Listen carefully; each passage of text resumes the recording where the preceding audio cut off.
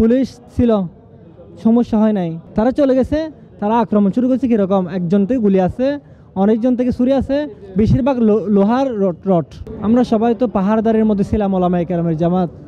আমরা সেখানে রেস্টে আছি, কেউ কেউ পাহাড়দারে আছে। আমরা চাই সমস্যার সমাধান হোক, বাইরে বাইরে এক হয়ে যায়। তারা তো সেটা চাই না।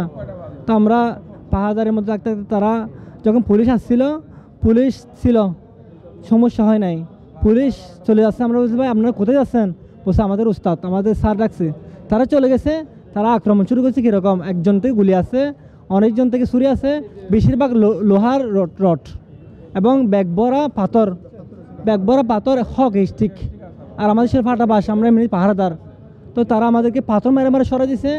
যারা সাহস করে গেছে, যেমন আমি সামনে গেছিলাম, আমাকে একটা বাড়ি মারছে, একটা বাড়ি মারছে। আর অনেক, আমার একটা ভাই বেলাল ভাই, তাকে একজন মারছে। আমরা তখন পালে গেছি, পাথর মারতেছে আমাদেরকে, বসে থাকবো?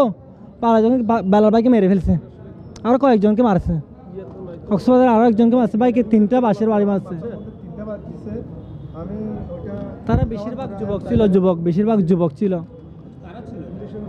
ওদের মিশ্রণ বানাটি কিছু ছিল, ওদের কয়েকটা সাথে ছিল। হ্যাঁ, সাতপন্থী সাথীরা।